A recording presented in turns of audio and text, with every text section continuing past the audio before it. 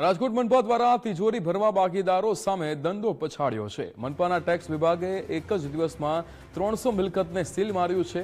5000 થી લઈને 5 લાખ સુધીના બાકીદાર સામે મનપાની કાર્યવાહી થઈ, જેમાં વેપારી અને કોંગ્રેસ આગેવાન મયુર શાહે અનેક વખત રજૂઆત કરી હતી। ચોક માપણી કરી જંત્રી મુજબ ભરવા તૈયાર છીએ તેવું અહીંયા વેપારીઓ દ્વારા કહેવામાં આવ્યું। આકરણી કરવા રજૂઆત કરી પણ તંત્રના વાકે વેપારીઓ પરેશાન થયા છે। સરકારી કચેરીઓ, મોબાઈલ ટાવરનો કરોડોનો ટેક્સ બાકી છે તેવું પણ વેપારીઓએ કહ્યું। ત્યારે કહ્યું હતું કે ત્યાં કેમ સીલ નથી મારવામાં આવતું? કોર્પોરેશન આકરણી કરે એટલે તરત વેરો ભરવા તૈયાર થઈ જાય છે।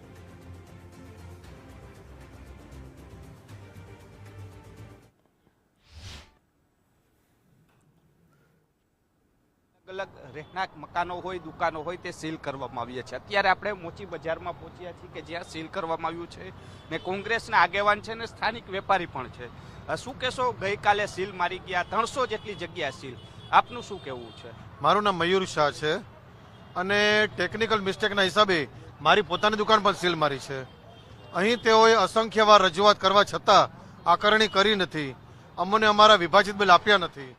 ચલો માની લીધું કદાચ એકાદો કાગળ અમારાથી દેવાનો રહી ગયો હશે તો તેની અમને એટલી બધી સજા ન મળવી જોઈએ કે મારા વેપાર ધંધા બંધ રહે, અમારી રોજીરોટી છીનવાઈ જાય। અને સીલ એવી રીતે માર્યું છે જાણે કે અમે એક મોટા દેવાળિયા વેપારી છીએ। પાડાના વાકે પખાલીની ડામ, આજે કઈ રીતનો ન્યાય છે? અમારી રકમ તમે જોશો તો સામાન્ય તમે એકચ્યુઅલ રકમ જો સરખી માપણી કરે તો માત્ર ને માત્ર કદાચ 25-40 હજાર માંડ આવશે। બાજુની દુકાન જરાક મોટી છે તો તેની પણ રકમ કદાચ સામાન્ય નજીવી આવશે, જે તે ભરવા સક્ષમ છે।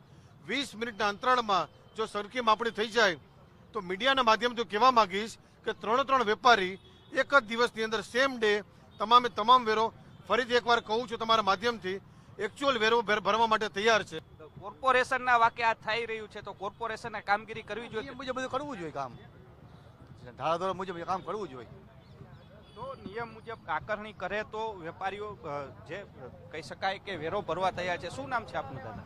અશોકભાઈ। અશોકભાઈ, તમે વેપાર ધંધો કરો? હા, સામે દુકાન પર। શું કહો છો? આવી રીતના સીલ મારી ગયા છે, વેપારી વેરો ભરવા તૈયાર છે પરંતુ કોર્પોરેશનના વાકે અટકીને પડ્યું છે, તમારું શું માનવું? તો એ તો વ્યાજબી નો જ કહેવાય ને, ધંધો બંધ થઈ જાય તો ઘરાકી ખોરવાઈ જાય। ભરવા ક્યાંથી પૈસા વેપાર વખત?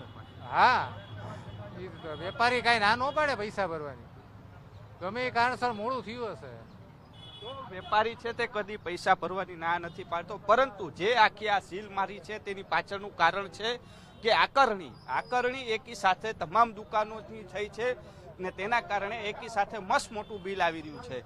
વેપારીઓએ 3 વર્ષથી રજૂઆત કરી છે કે અલગ અલગ દુકાનની આકરણી કરે, જેના કારણે વેપારીઓ છે તે નાણાં ભરી શકે, પરંતુ કોર્પોરેશનના વાકે જ અત્યારે વેપારીઓ પરેશાન છે।